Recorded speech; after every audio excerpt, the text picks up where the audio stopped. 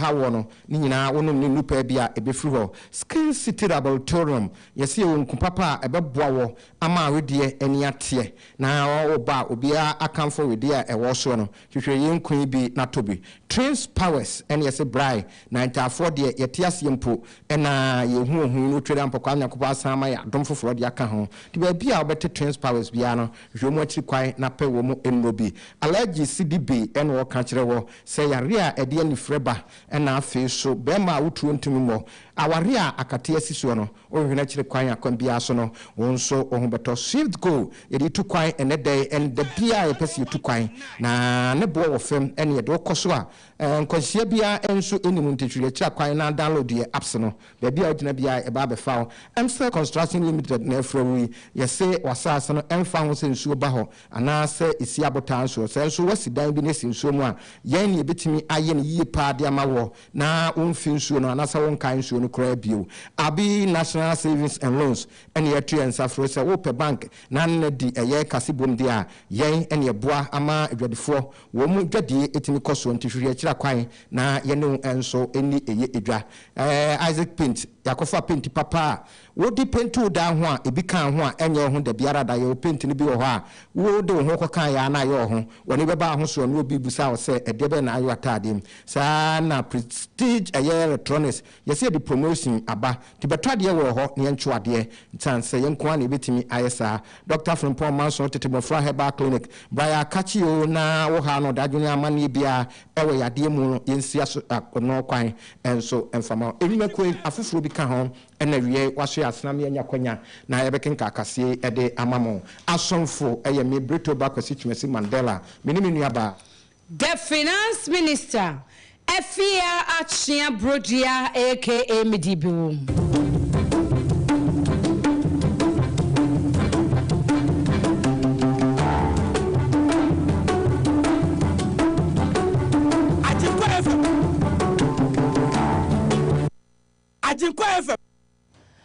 Arafoya de 72 mutu amoso enrada ena ye US mampani na be de eche mame Kamala Harris oba be pie mu o my Ghana mu na bra wo bedu kotokarium sejina bia no fra se so okasa en wo so sudie mu twetwetwetwe na ni ma smiling benzi na asem wo kan na ne se Ghana hana wo ba ye no na ni aje pa eche se ba ya mamwo ne ntutu ye mu a ye de ka mami nka bi ye adwuma pa na wo gusu a wo kasa no wo kire se ye gusu a ye hwesa asumdwe mapa ne bambo betumi aye adwuma no na ye hihye ye sika sem ne nyina so se be ya ebe jina mapa na etimi aboa na ye nwuma ye yon so daada sore ko ye nwuma so no eno so ho ayonkofa wa Ghana ni US manimo eno so mo ayere pampen wose ye wo adwuma piye se ye be ya aboa ma niema nyina ye kama na nani se de esi aje no hu se de wonsi nka no enam kwanya Ghana mpanimfo fa so be hia no anigye kwa so won nafo miensa probo de tintim so e wo Ghana mamu hanom na wogusu a wokasa no na wo kirem wo wi na wotwe mu emi ahodo a wo be kwa ansa na wotwe na si amod nani a cha bibi man foforo mu Wabo Tanzania ne Zambia din se wababo apro ade akohonum nyina no no o mani mu mpadimfo akwatwetwe nkomo na wo hwe ni mu se be na mo ntotoye no mu seseye so ama o my God na ye krabehwe ebibi man wababo na yakọ na ye krabehwe ebibi man ye ho ebetumi aye bibi ohonum a ye be ya jimje na obibi bi ye be yem tese ye tumi mu akonta wo wiase a ebibi man yenkan ye enka ho ete na koma so ade se ye kọ yanimu yi US man no ne Ghana de hye ene ama ahodo a wobomu apro wa bibi mamu hanom no emu ani je ne bewie peyom enu na nam so man of tom na shebedwani samelo ku de tabla kwa okọ ne Twitter page en okọ Twitter wo ho an was wejo anwrani ka so wejo na cha sa kwa aba no ma wo baka de juwa aswola pa en wakaso so sa no de ma eye US mampani na be de akire en afei eye Owura Douglas Hof a wo kire so ono so second gentleman mami ba no na wo no so eka ho bie en asabele kuje tabla ko etem se nani agye na nani aso ana muntu mami na tu e de abaga nti Ghana fo nyina wo gina ya na emu no ama mami no akwa aba arofo ye to aso na panisi so far se bro woni suo ntemu a eka ho bi mwoni kokko nti samre ehwe amanyoku akese mienu a Ghana memu NDC ne NPP a NDC amanyoku no samre de ofrase na wo yi panipa a obedi amanyoku nanimu ene mrasebedwafo na sane aye nyina ni no na no ya etwemu na wotwe mu no ena womba abonten so bi a akofa nkrata kukyire ho nsem oguso no wo so de ba tina no ukuada na dwumadie no aba na wieye eno na abetodwa se samre de nipa miensa opeso ogina etu franka ema NDC amanyokuo no ene ofrase no nunu wo mu na nteya abetodwa kira na omampani dada ene ne ofrase enunu no nondu ya etwemu ya na okiremu a NDC amanyokuo no omu aso ye kase a wonkan eho na ofru dwumadie no enso ase na communication team ena wo mu de sansem nyina enso ba betodwa na enumu no wo mu akirem e de atodwa se committee a wate na wo hwe abato ensem a wo mu beto so no dwemtene a wo mu kakraba asamwa wono ena samri nsem nyina efuru ne ho enso e de bae na nya wo mu kire nyina ne se wo mu ehwe enipa no wo qualification ekura wo afi tumidi a wodie e wan disi amanyeko no mu afi wani wadni so ade hunu ene enema hodo a wo hwe a wo ba obetimi enso etimi aye na wo kire mu ana samri de ya de be wonderful experiences e de ama wo mu a wo pese wo mtu franka e de ma NDC amanyeko no enso enyina se ne skan abomu amande no enene kina ena dwumadie no ebeba na wieye na wo mu mpese wo mu gina mu esem na hyebedwafo de wo mu se na otwemienu achi eno mbe frase na se nipa no wo mu no wo mu samre no ne abawura bosome nan enso emu se sa no de ho nsem enso ababetudwa na enipa samre wo mu gina eka omampani dada ho eye akane soafo a no hwesi kasem so Dr. Kamala Dufo ena akane meyo okumasi krodium ha yewa kodwo bonsu ena afeso okiremu businessman bi NS Kwaku Kobia ono so abeka ho amomu aye nipa nan wo mu na samre de wo mu tu pese wo mtu franka ema NDC amanyeko nti de befuru mu ababia no nya de bia yebesi ye tiefo enso eso AGYENKWA arafo ye toaso akomira kofi tondo ho na sabrei wode nsama hudo bi atodwa am wo kyeremu se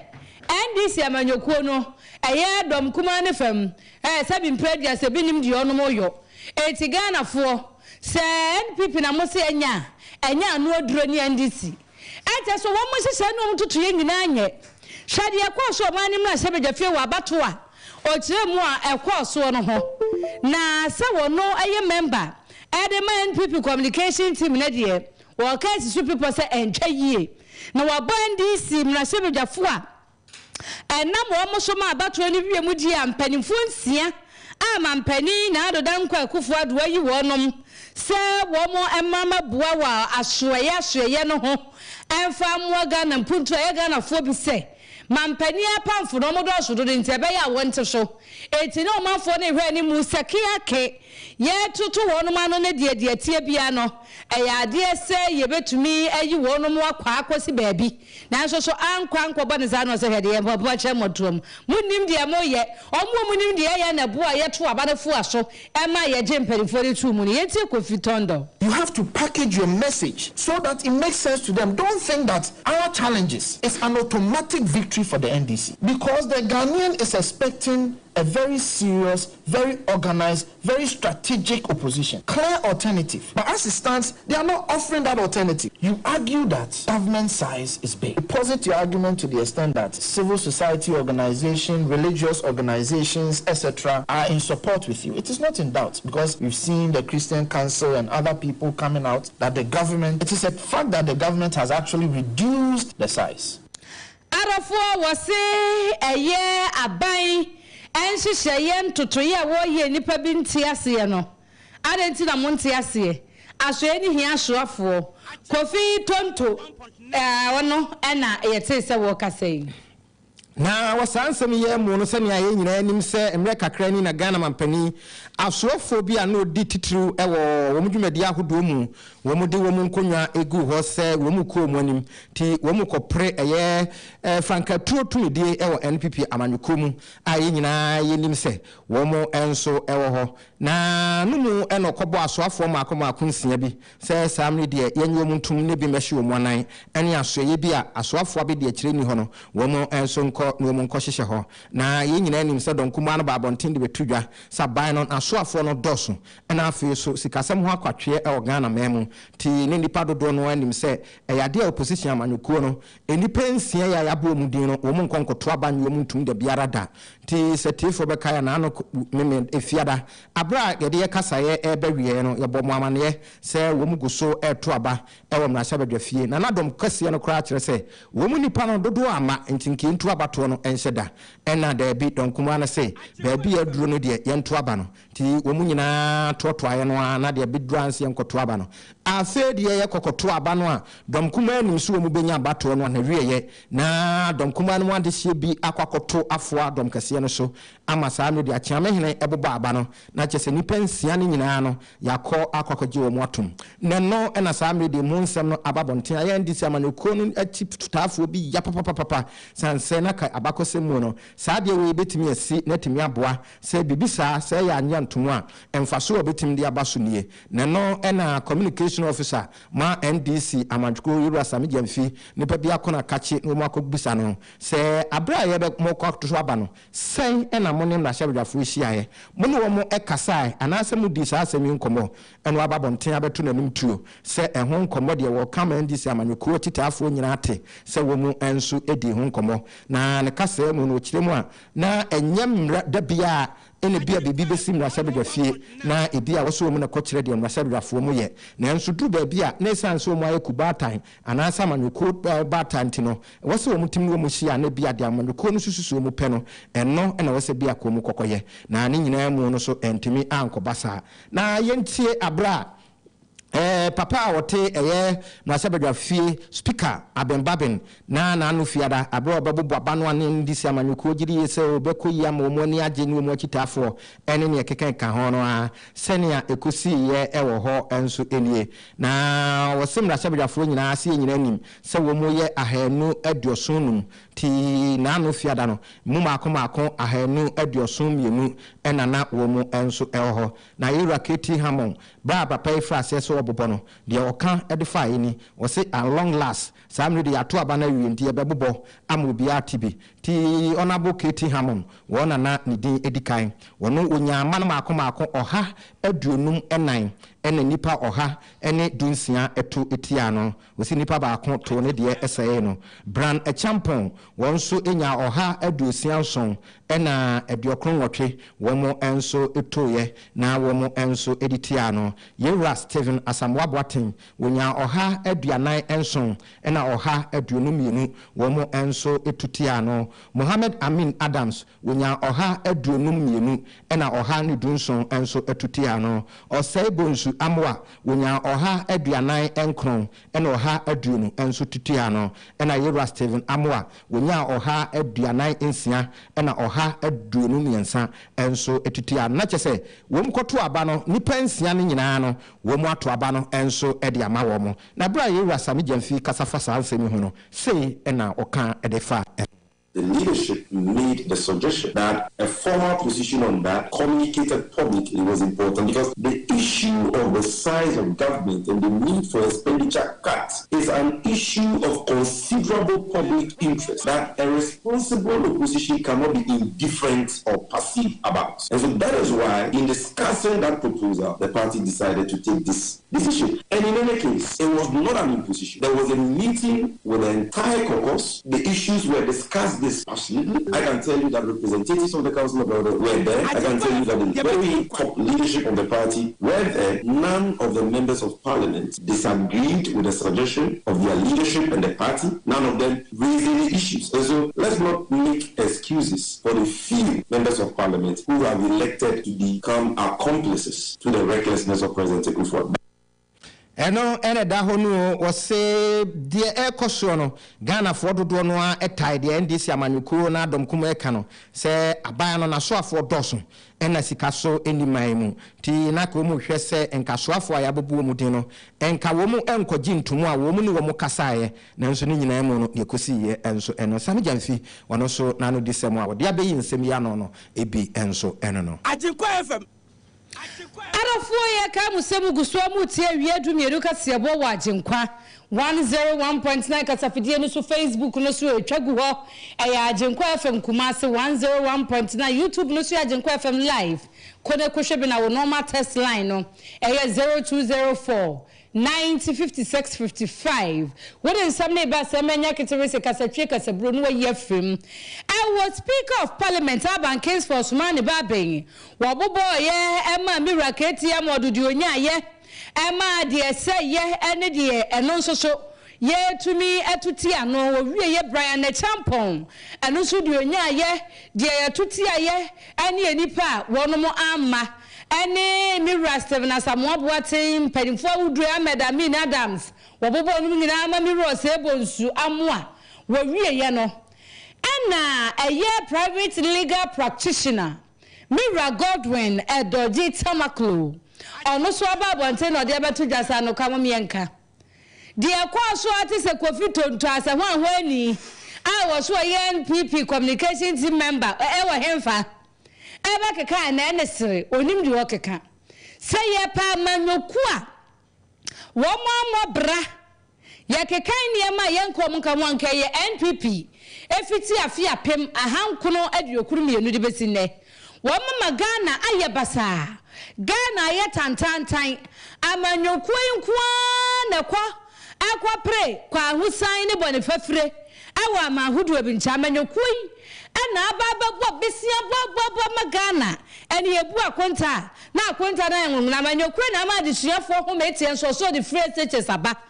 osi awofo ade wo mama ko school die na muhu ye ade na mote ye amanyoku wedi no betumi de nsase ne buso oba Ghana ebedi isuo no wayo ade abo mampani na adodankwa akufuado ono ni penso Edoji Tamaklo. When they said we were not the alternative, fuel, the entire gallon was selling for 14 cedis, 15 cedis. When they said we were not the alternative, the exchange rate was 4.2 cedis. When they said we were not the alternative, the debt to GDP ratio was 56%. When they said we were not the alternative, our total public debt was 122. That was when they said we were not the alternative. Now get it. When Ghanaians made a mistake, a generational mistake of voting for this reckless, in fact, useless government. What is the scorecard today? Useless government in the sense that from 1992, this is the most resourced government. What do they have to show for? The resources that we have given to them. They are in China begging the Chinese. Their arrogance today has taken them to China to beg for debt forgiveness.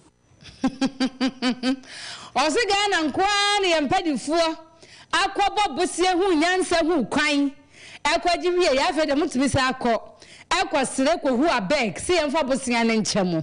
wo se amanyoku wetumi nyankukuduro kasa wo Ghana ha wa abra Ghana abakose bebi nsi muda amanyoku wetumi de ne sapem ne bose Ghana no ne amanyoku so nko aba bedi Ghana so aputo awafa he wo se amanyoku na yira no wabo Ghana bra ne su a wontu mentra de potia wo ye ya ohaw bia ama hu na de bi oyeye bia no amfa mwa amre omaino yanko sanfufuro mu na yemfiri amanyosem mu yemesene ko asante bekwai ewo asante mantem ha na penia be de akira ohwe ngomesua nsem so ababonten ade nsem bi ababetudwa efa schools ahodo a ewo asante bekwai mpesua so yewre edin de Francis Nsafoa wono no ababonten de ababetudwa se wo ba bekwai mpesua so a na aba ngomesua aso ya ensem dodo no a na samile ekuti awo mo na wone yensen training osofo ba kwame afifa ene de ahia mu na woche wieye wose schools ahodo ho no bibri nkonya wo so wotena so sua de no nyade bia edoso kra enso wo mo eno achi wose teacherfo eno de kom wo pepia se mu ebetena se no mu akira de na no wakirem de atodwa se teacherfo yi ba bia wo so duom tri betro ya na ehon nsem so akwatwe e de ama wo mo afi niam ahodo dodo no a ebeboa ama de sua afa ne ntan pefra no ni nyina no ehon nsem akwakoye dene na no mu eno kirem edi tudwa se ewom se na hyebedani a ogina mu ema wo Yerua Joseph Oseu Sujo Wise woni MC wo mu bo mu homoden de nanso esan sempen na kanto se nipa ba akofo ne nsa ensu nyankopon ni katanentino ka wo mu estre awofo wo mu kan bie wo mu ankrankra wo mu awie school ewo eyem patam ho nyina so mu nyina mrai na wo mu emebo esan sempen ni se wonsom odi nipa ene ye Francis Nsafwa na ndese bi enso eni ya de enkonwasam so eton chan a mia galamsey wo no so no ya nkwada no school ba no ochema kakra because of galamsey activities ni tin nkwada no ma school said ye peno no ebi oba na ochena wo ma ebi so makura enkanka so mu form training ya register mu wie dia omoma enti no na ebeto asere na nanom ede wo mu kan bi ewo mu wo saa mia no so omba ya dum ebeboa na nkwada no mo ne nkwada na kasa na ani awofo no so akasa na nkwada no otimi aba school na galamsey no de wo mu ntimi nya afebo na school no so de so mu nya nimdie no mu wie school mu nya nimdie no a certificate e mo de afebo best communities no communities a ye no mo schools ni wo me no mo ye adwuma se mo hu school no hu schools no so mo de ya mo mo ayen because na media ba say do mba yo mo sports community na ye mo volleyball court ne mo field na the community say bibia de ma wo Mumrai na mumeboaye na afin kwada no galamsey ni niam ahodo bi omdu ho awura mu aduru bia wo mu emma me nkyere wo mu ade ni titiriu wo mu free school no akọ wo mu nya register wie say dia no mu afa galamsey abo mo bo eno so entimi emwa headmaster emma dinya se MA Junior High School yera Adutwum Stephen wono so eno so fo ba kwame afrifa ebonkomo efa school mu ankasa Nyama hodwa kwachew etia wo mo enso ho sei eno nso edeto nsentro ni anim 2019 15 January na number no form chere me chere no JHS form 3 from the can register me 15 but in prem mo nipa kura bro 90 eni say senka enkoyia enka omo awofo ne form mama me sha say tradition BEC ya afibia ya chere no empuntuo aba na mpuntu aba no ne se o de me fa afi kra de afi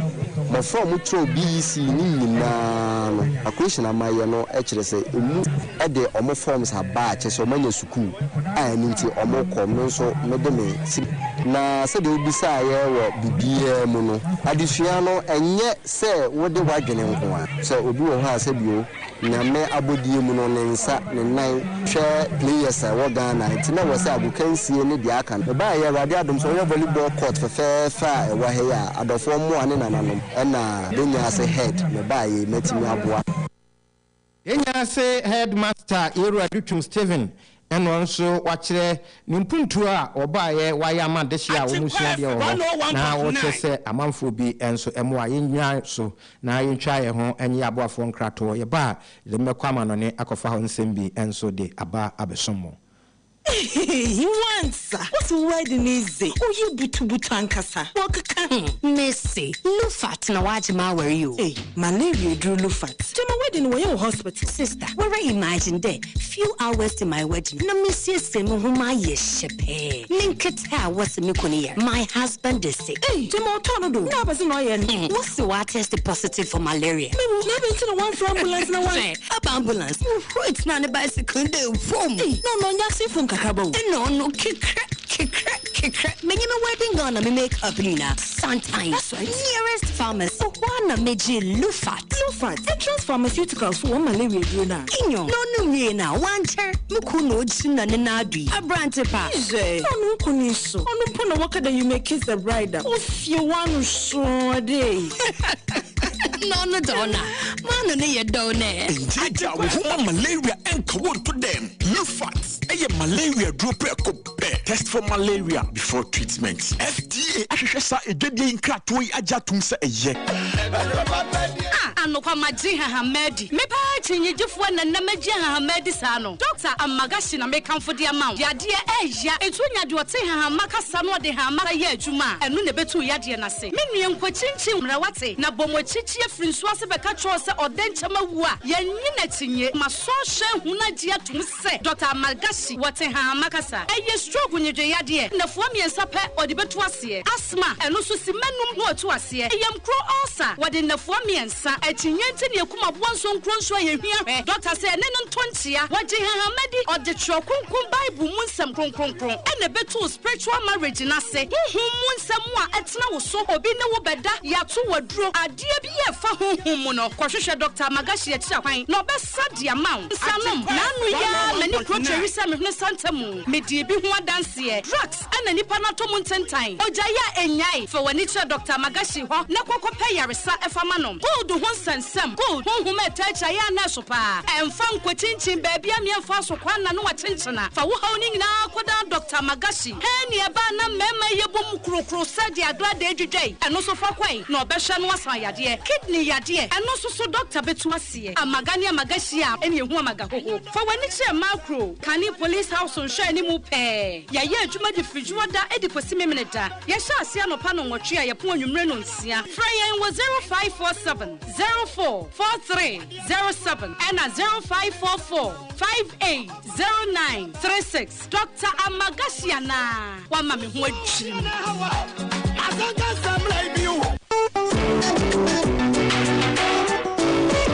Foligo capsules with syrup your multivitamin fofra and yellow friendly benina. Iron, zinc, copper, folic acid, vitamin B6 little of ashimuma, Foligo Brahma oxygen and your chukulo, and yet you may use na Holamusunya or dear Eshe. Foligo syrup the dead malt me a woman jamamofra. Foligo blood building nutrients and so on the Pama belly for only 2 to 4 new beer while I had hotel.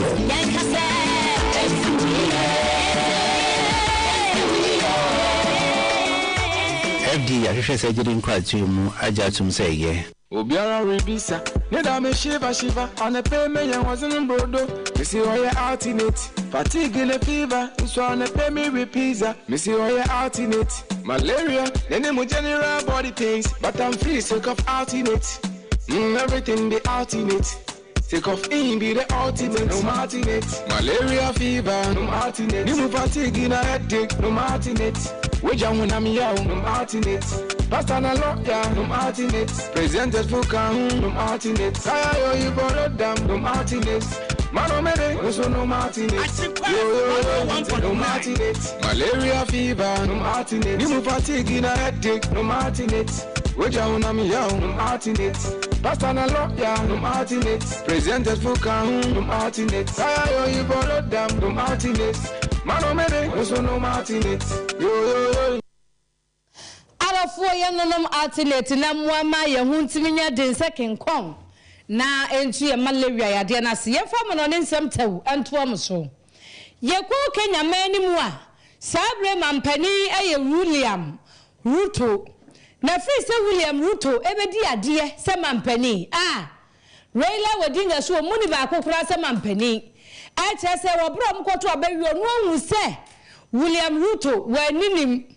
ade kwa kotu anka bia ma no an wonam no waye omani totonya ana omani tempentem kwa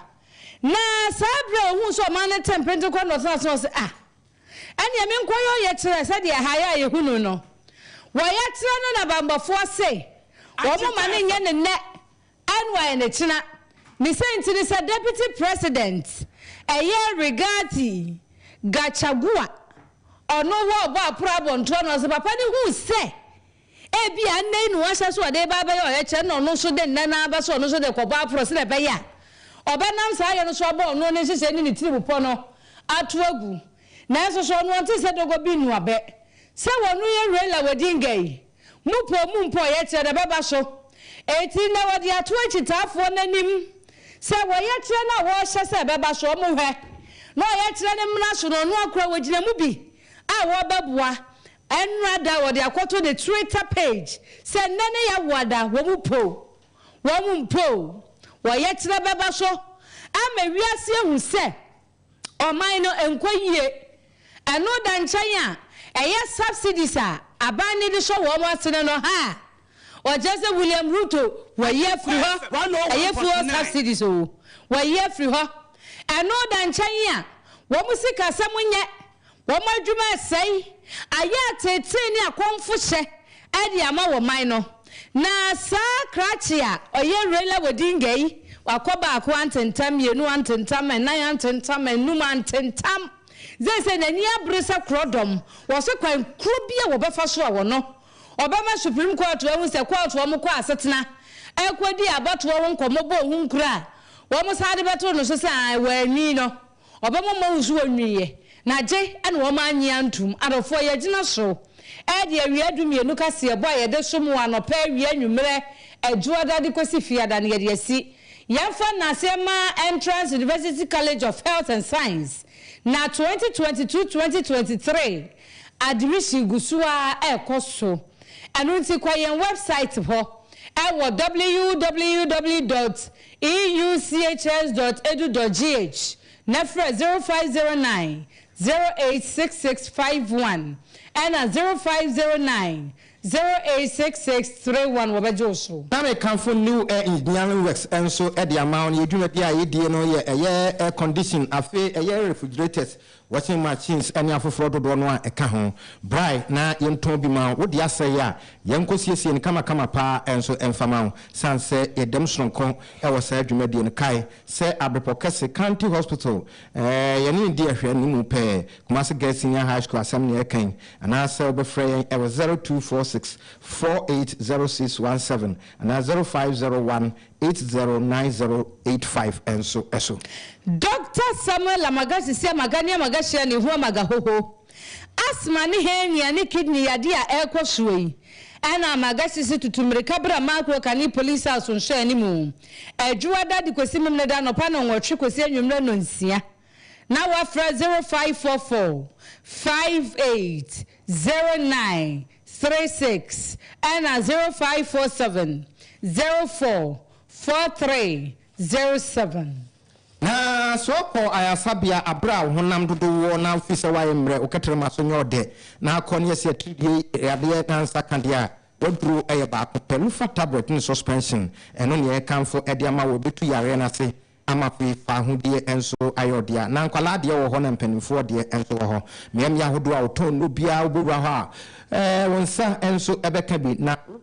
na hwehwa na wonye bidia na adoni akire ke opposite Ngom Castle ana se wa 0541268721 enso so na 0540124852 enso eso sawu pe cream sa papa bi dia ka radiate se pack facial cream Gold Eyes face wash, Steven Intense face cream, Julio 1 lotion, Julio 2 body lotion, BB Chanel body cream, any Royal face mascara. Enkodwa so yentombi oho. Cause King City Laboratorium, and when I was stretch marks a ye free ho, and when I was king no aye basa prekesem sa prahwa. And also ye see emanetoso and ho ana wani mu aye nwanwatu sabatan paswa ye manitimi da so e ho na ante age awia wani mawie woni padua manipadua na nyini a ye tenetene manipadua na san fa foforo ye tena bia na wotena e ho na wo sai cha tuntuntuntum kadam a ya polish manitwa neat pimples adantam nketwa ne akase dark circles ningina eho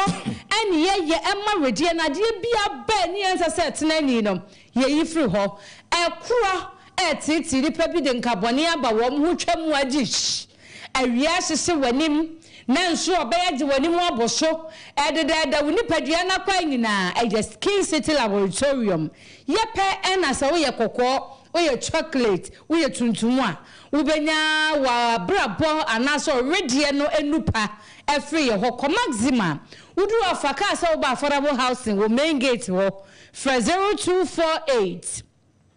936297 0248 936297 obajoso na yamfia ni nche edisa heba products ne bebi ewo ne ayi nupa no yenko nkotobi na ni nuro kai se egumu ahodo miensa ye oba ko a etukoko sisi yare ema ni tuomo ene oba okofichira na efie jedum ene ewo edusa malaheb eno so etumareria obi a oketrema so nyode ena afi wo honam dua no ebia na edodo anase tutu afi ye ointment ya today edusa heba ointment waposo ena yo ya ene miamia hodo bia woni padua no mukoko ene ne ekeka ka ho nyina no enso ebetu ase kra ama ho enso atimi ato na kai se ye mbro die masse stores ahodo no a ebi wo mfrediments bi wo coronac Ozone Pharmacy, Coastal Pharmacy, Danny Heba, PFE, and Yakeka Hunino, Okona Busa Heba product in Bia, no Dudro, any Nekwa official on Sa and Sukabi. Kai say a dea, FD AGYENKWA Atumu. Na miami akudu bi akona nya bi ne bi a wo ben eyeso amemeko dia adusa heba center no ankasa no eho na ye wo your golf filling station ho be bia e wono an soro ha na so be from amia adusa e 0557 009824 na 0500110115 and so eso Alhaji Siribe se wo probi a was specialize when ye die mu a Emani nim de eba wani ade ho a utimi edo ho ya Alhaji Siribe eye glaucoma cataract na trachoma obekwa na monzongo ofenso masalachi pe Alhaji eba na ni yade esa mini midi ho adanse aminsuro etesa aduma nyamede adum no enwanwa na bro adwenenti ase so owia no aka atwo se wutu kwan na maso a bra honhoma de bia ni wudi asie bra awade mu nsensem otete kam na eba ne namu mrayo dia mema ni bia gentle pa we ye fe no outside gentility home crying omusuwa na dwuse ya de eche no pepa na nim kama hwe ne bete hwe ne tie no ahye shoe no na we kakra chi de minyana nkama wa ne de saa wa mo namba kwa Alhaji Siribe ho e wo na monzongo masalachi fra 0240 994362 0240 994362 yabajoso yemna aya brepo highways ni musa broni krum yabeko akwakoto trains powers and tafo tumi enso enono ti oda nana dwe obi aba betwem promise and feel edu nya peso tukwan ya enye ye ena tunsumu yare bia edu nya bra eye trains powers yakache na yebitu ase enso ediamao ama ho etimi ato sansa for kra no atumi we eni ho no kra no ebinum susu se ye wani mienu na we enso aba abeka ho kai se edwara eye no nsia kopim no nsia ebrada eye no nsia kopim eye dumienu efiada eye no nsia enso kopim no nsia na memeda eye no nsia ekopim dumienu ene yen enkasa e 0244 816785 and 0248698989 and so trace powers or say entafo and so to me entafo to be dia na ye swift go ebema ya nante jojo nante akwa husan wom nante abambo wom nante a enigye wom nante ade bi ehi onipa brabom so wofro kobwa kodru jojo ewom anu nti yenko Play Store ni download the swift go app na ntre ya phone so ni yakoba bia yetimi anam so amomo de yakọ na bibia ni so abefra 0501 647600 and 0302 905777 straight go yadobe kwa kudra sundrim ene yenso eto behwedan bi na eho apopo bibre ne ekeka ka ho utimu se edan no ensuo efro ekom edumako ba akopo betimi adu akagina mu na saade ne nyina efri ho ye MCell Construction Limited ya ba ne e ba beboa emfa ho ba bi a wodan sie se wodi kan asie na ensuo eba ho ana se bia wasase no a okotoye no eno so eben ensuo ana se esi abo mu ene ne ekeka ka ho bia a obesi dan na asie no ebetimi aye ne kama pa enso de amawo enho walls a obeto painting tiling ene ne ekeka ka ho nyina no yebeye ne nyina kama e de amawo yemfa na se wasi dan na wie na home maintenance no na ye de be renovate no ya kache ena wose oba kai say design bia wo pe no ebetimi design ma ana so pese ye nso design bi kama pa ma wo ye be ye enso e de amount to hwe kira kwan abra abafre ye e 0244 843480 ana 0541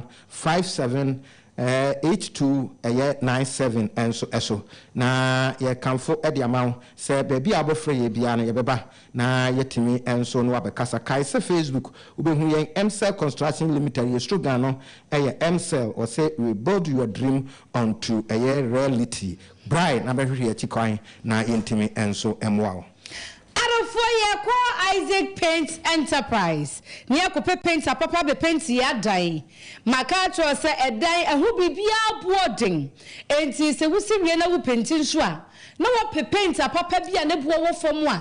A beauty say emulsion and oil paint, DTM, semi-gloss, satin, EGG shell and flats. And also waterproof paint, concrete sealer, stabilizer paint, Ningnaye Isaac paint and San Wajumani Bia, or Bama Wodanu Wacha knits. Na wutu mirikako onu mababu upon 2 seconds. Yewo tipsy abrosanimo, ewo ekwan ho pe de chamso, controller a dino enchim, and unti fraying ewo 0243 975766 0243 975766 yabajoso. Na yemfiani nche abi National Saving and Loans Bank yebetimi aboa wo na udumedi a wudi ni titire adwadifo etimi AKYEA pa enso dia ma sanse ba adwadifo dodo no a ena wo mo nya yeso emfaso ntifa ho beboye na so nya sa emfaso ibi ye salary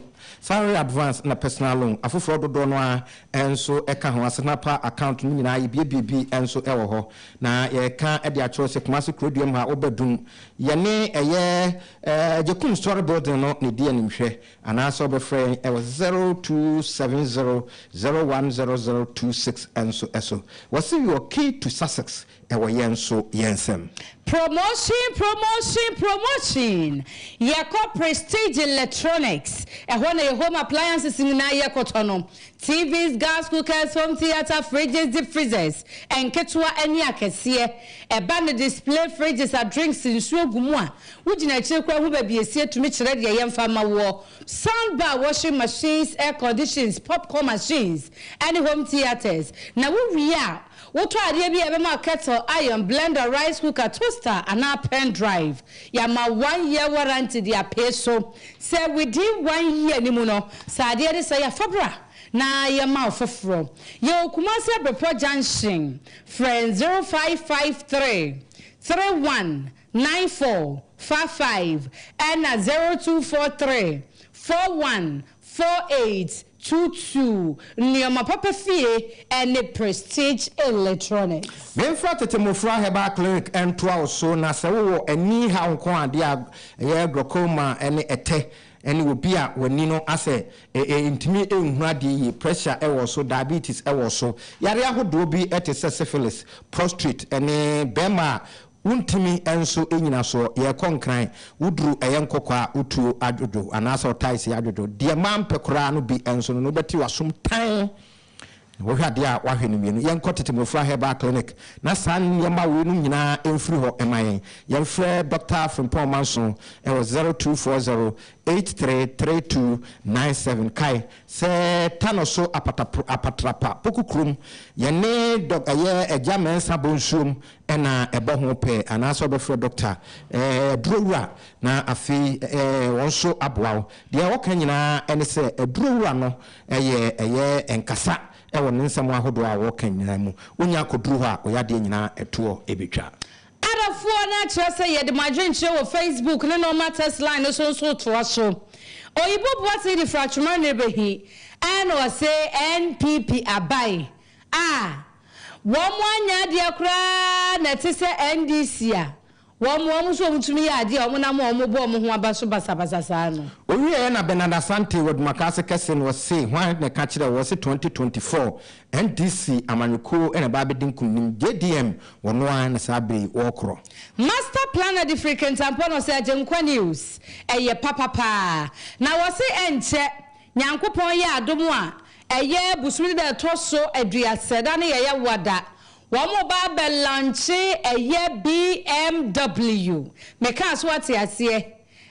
Dr. Alhaji Mahmoud Bawumia wo win no. Oso mo ba lanche nto oto ne sa e dia fra AGYENKWA afebadwafo nyina se emeta chire mra lanche na se ne wi a.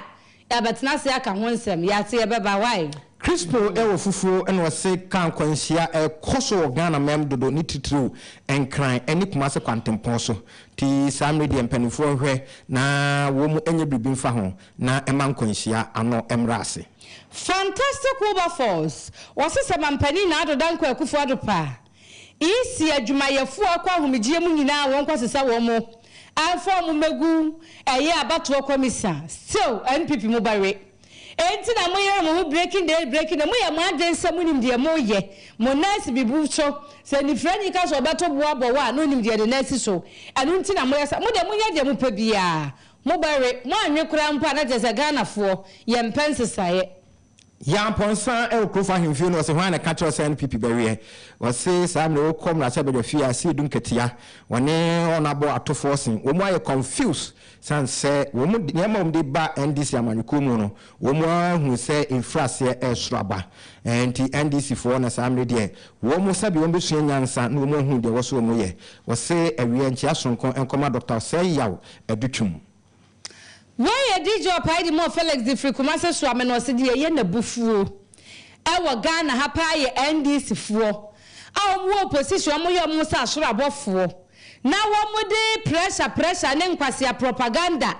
Our NDC amanukonum, Ajwa who such a mena, and was her mumpo, and no what's Nayan Traba Mamo. It's Montiasi Amonco Namonco Shepo. Kwabrenya me waso ye former NPP media communicator e wasantemantam ha no se afei no hu se NDC amanyukom na sebedafo wo mu ateka bi ma menka bi ase papa sanse asofo ya ne abo mu din a mo si wo mu anyim wo mu entumi wo mu akere se afei de wo mu hu se nyamanyuko ne mum enyoman Ghana ne hia wo se se ya ena yisisi ya no a wo mu de aba no ye be kwakoto aba e wo ho akwan bi aso nkunimdie e be ye abato komisa enso edia awie wo chia Dr. Matthew Opoku Prempe na we suche mu se we be de se bibia mu no NDC amanyokuo no emu ache wo mu na adwe tumi nko benkuro mu da asamba bada bi enche keso de mu nyamfo mu abuku MC atwemanwa bi eja South na this azongo pioneer ena was say samre de wo ma ministers ya yakodi wo mutu no wo bo wo mu enso abaso no aka kire NDC amanyukom na sebedwafo a wo mu enso koto aba e de support ye no se wo mu enso ayade pa we enya NDC asemu eye kwan oman Ghana e befa so akonanimu na ye ma mefrema opale chief of staff ene Dr. Baumia ena wie ochia wo mu kiss me Eddie Free Sebi kwa no dia ba no NDC ni MPP wo mu nyina ya bekronsa Ghana politicians omo peso mu nya sika we ya ebi kwata etire kwato yeyi wudi mu nchimba sika ye hu omo dia ma mu dwetira kase akase nti omo anwene wo man no ho wo ma anwene mi no mienu abonte anamso nti mi no mienu na wo se adwen ya ho na ye fa ye wadwen papa adwen mienu wo de ebeye bia wa batuom na teacher constitution ewo yamo ase no se NDC amanyuko ada na monsa gumuti amutwa adwe mo wira fi se ebiobi a etwam NPP fo bi ekoto abama amo na samre speaker yewu abamba bin monsa ekan de nso ye no saa na awia enso ebe nti Dr. Bawumia na ye ma me vision cancer board na awia wo chia wo mo why na bu different Kuma Central AK Dr. Baumia is coming or say oh 8 man penida da John Domani mama na tire no ka ho asemu and to me am na se be the for moment me anto aba ni yi we ka kire wo se wo munim se ke ministerial nominees no na ye beje wo mo atum enti se e to so aba se anto so aba secret vote abua papa na menu oso butu eye edumasa bofodu edumasa no se NDC amanyuko adan na munyan Ghana mampanyin ado danko kufuado na na nyuma pa wo ye no onto aso enso enye de mo beye bia na wose mo forget 2024 abaye beto no Ghana man emu Philip de Fret metimante magisto woni SDA school na di nhwani mu wo ho ana osinyame NPP aban pa na yenso adwuma ya bɔ na wie agyae akono na efe ya ye adwuma ne yenkoso ne enye nsanche kaso de mane maami ante Mary Ojeni so adedu ya wanwe futu eno se Ghana for samre de ye nyina ye mose na ye ni enye US mampen na wabi piemu e o Ghana man enso emu na ogidi ye se ne nisu ade hu ene na dwena ode ba ya ya dwempa no ode beboa o man Ghana na o se awie nchasonko enkoma eye NDC amanyoko titafo enso enyina Why a teacher quadro di free tapagina susu no central kasenko mon monyamfo Eric Nanaje my prempe nadmo director general and o say ade akọ so ndc amanyoko do fanya adesua de se wo bedi nkuni mo fie pino ne duonu nan abatori mu no enya beta kwara enya peche wose sa de onmo kana kato secret one na yes no enkosi aga mo amanyoko no nipa ena womo yes adwuma no enu nti se mampani da dondoma mama beba no mama mfa ne se fo na nyefo ensafo ahene lufat dada KD ena mo members no wo yangotwe wose mienu asan ababeka ho +2 na wose meduma ena wiei wo mo enso wo na de wo ka kire ndisi amanyoko no mampani dada ama ha manyira ne se sebe udikan e wo court a eno nkire se wadi nkunim enso ho nti wo mo fa sa de wi enya esuade pa eye